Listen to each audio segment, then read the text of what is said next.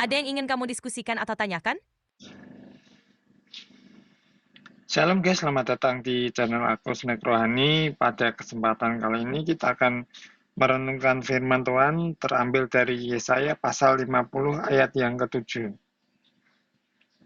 Salam kenal. Renungan dari Yesaya 51 adalah ayat yang penuh makna. Semoga renungan kali ini bisa memberikan pencerahan dan inspirasi. Bagaimana kamu ingin melanjutkan renungan ini? Ada hal khusus yang ingin kamu bahas?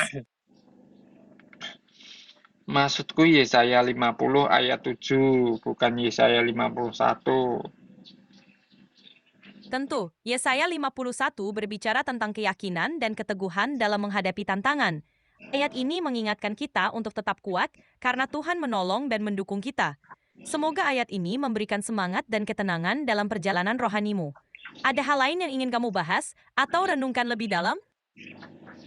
Aku bilangnya Yesaya 50 ayat yang ke-7. Maaf ya, aku akan memberikan teks Yesaya 51.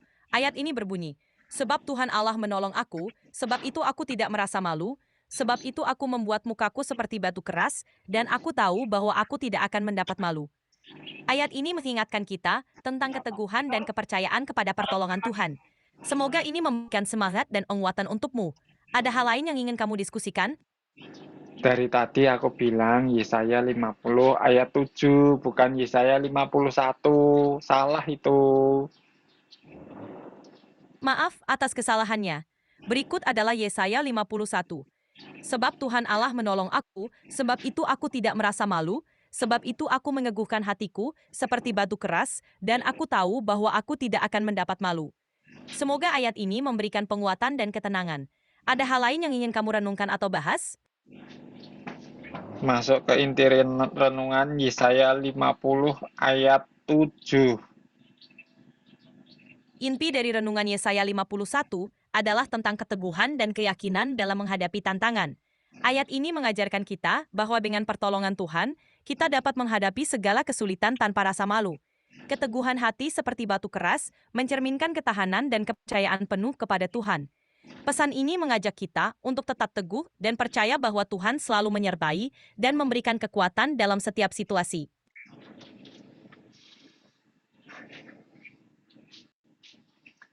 Jadi ya guys, begini kalau kita mengandalkan teknologi buatan manusia yang terbatas. Jadi aku cuma mengingatkan untuk kita memang teknologi itu dibuat untuk menolong atau membantu kita, tetapi jangan sampai menjadi yang prioritas utama. Salah-salah kalau error atau rusak kan jadi seperti ini. Nah, maksudku aku membuat video ini menyampaikan bahwa teknologi mau sangat membantu manusia, tetapi yang perlu diingat, jangan pernah mengandalkan teknologi 100%. Andalkanlah Tuhan, bimbingan Roh Kudus, dan pembacaan firman Tuhan, yaitu Alkitab sendiri, serta saat teduh pribadi kita.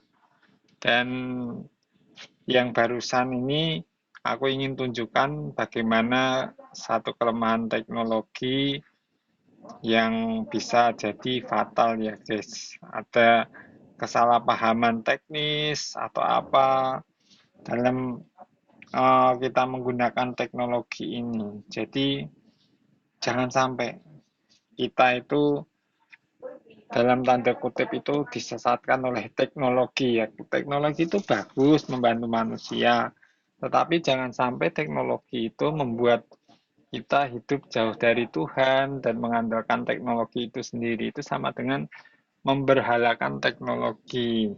Makanya kan uh, firman Tuhan sendiri mengatakan jangan ada padamu Allah lain di hadapanku. Nah, maksudnya kalau teknologi modern ini sudah menggantikan peran Tuhan, ya guys, jadi ya itu sangat berbahaya sekali. Orang memberhalakan Tuhan seperti itu. Dan juga sebenarnya ya teknologi itu alat bantu saja. Tetapi jangan sampai kita disesatkan dengan pemikiran wah ada teknologi, selain gampang kayak gitu. Nggak seperti itu. tetap kita usaha, dan teknologi itu adalah ciptaan manusia dan sering mengalami error, dan seperti barusan tadi ya guys. Semoga video ini mengingatkan kepada kita untuk berwaspada, berhati-hati dalam menggunakan teknologi secara bijak ya guys. Jangan sampai teknologi itu menjadi berhala bagi kita, menggantikan Tuhan, bahkan peran Roh Kudus di sini. Ya kalau aku mau menyampaikan renungan bisa, dan aku ketika menyampaikan renungan selalu minta pertolongan Roh Kudus yang menyampaikan kebenaran firman itu, yang berkata-kata yang sudah pasti berdasarkan teks Alkitab itu sendiri. Apabila ada pengalaman rohani, itu sebagai suatu kesaksian yang menguatkan firman Tuhan yang ada di dalam Alkitab ini. Jadi video ini memang aku buat dan secara natural ya guys. Beginilah kalau kita mengandalkan teknologi yang ala kadarnya dan teknologi buatan manusia itu nggak ada yang sempurna. Hanya ciptaan Tuhan yang sempurna.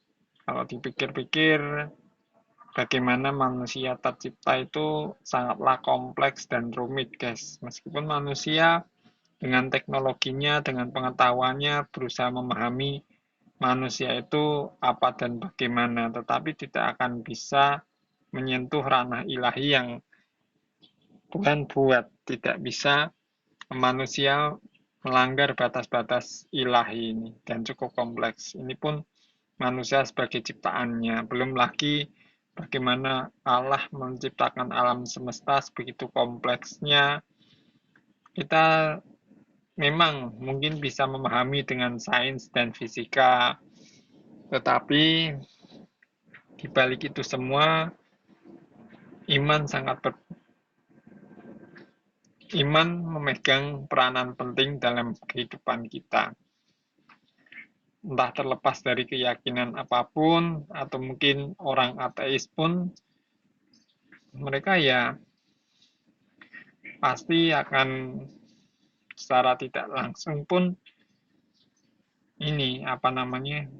mengakui eksistensinya Tuhan di balik segala kehidupan ini dan peran Tuhan, meskipun banyak usaha untuk menyangkal itu dengan teori-teori yang spektakuler, tetapi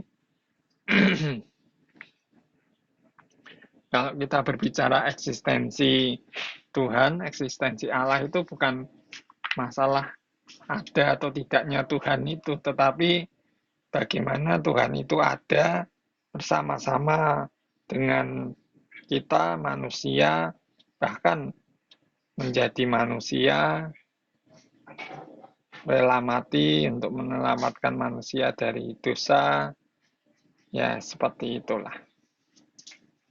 Semoga video ini bermanfaat, meskipun ada kendala teknis. Nanti aku coba untuk berusaha membuat ini beres lah kayak biasanya. Oke guys, terima kasih telah menyimak video aku dari awal sampai akhir. Dan kalau kalian suka dengan video-video aku di channel Snack Rohani ini, kalian bisa subscribe dan share jika video ini menjadi berkat untuk kalian semua. Kalau kalian suka, like aja. Kalau kalian nggak suka, dislike aja. Terima kasih kepada para donatur yang telah mendukung pelayanan channel ini, sehingga channel ini bisa membagikan berkat renungan firman Tuhan kepada siapapun. Dan juga mohon dukungan doanya untuk pergumulan membeli peralatan konten, bikin video, konten yang bagus. Terus juga untuk pergumulan membuat studio konten kreator. Sekiranya Tuhan menolong dan membuka jalan semuanya. Kalau bukan karena pertolongan Tuhan, ya entahlah, usaha manusia itu terbatas. Oke, terima kasih dan Tuhan Yesus memberkati. Amin.